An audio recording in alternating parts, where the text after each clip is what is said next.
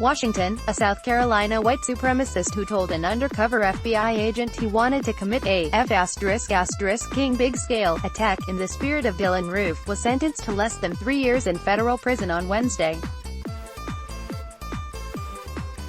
Benjamin Thomas Samuel McDowell, a 31-year-old from Conway, South Carolina, told an FBI agent posing as a member of the Aryan nations that he longed to commit violence against Jews, Muslims and people of color.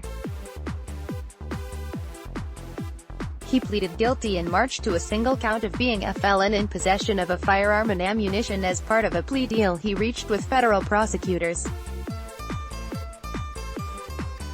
McDowell was sentenced on Wednesday to 2 years and 9 months in federal prison and 3 years of supervised release, according to a press release from the U.S. Attorney's Office for the District of South Carolina. Under the terms of his plea deal, McDowell would have had the right to appeal if he'd been sentenced to more than 3 years.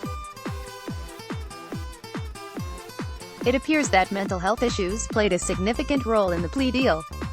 McDowell was diagnosed with schizoaffective disorder and bipolar disorder, has very low cognitive functioning, and his intellectual ability is significantly below average, according to an earlier court filing from his attorney.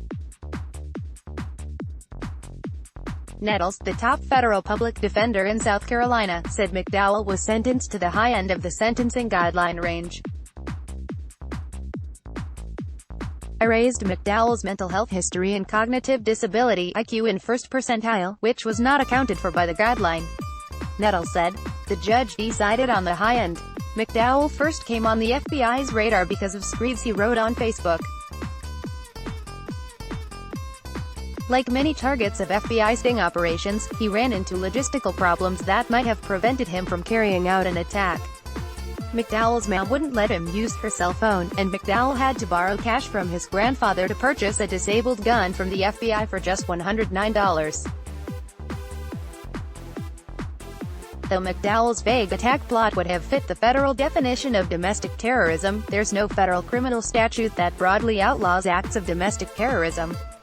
Had McDowell been a supporter of a designated foreign terrorist organization, such as the Islamic State group, the government would have been able to charge him with material support for a terrorist organization, a charge not applicable to supporters of domestic organizations like the Aryan nations. Neither Dylann Roof nor James Alex Fields Jr., the neo-Nazi who slammed his car into a crowd in Charlottesville, Virginia, last summer, killing Heather Heyer, were charged with terrorism-related federal crimes. Both instead faced hate crimes charges. Many FBI agents and former Justice Department officials believe that Congress should pass a domestic terrorism statute that would place foreign and domestic terrorism on the same plane. The Justice Department did recently charge a white supremacist with a terrorism-related crime, but only because the target of his attack, an Amtrak train, is specifically protected under a federal terrorism statute. Federal prosecutors have also reached a plea deal with the defendant in that case, Taylor Michael Wilson. He's set to appear in federal court on Thursday for a change of plea hearing, although the details of his plea deal are unknown. Related coverage. Americans are surprised domestic terrorism isn't a federal crime. Most think it should be.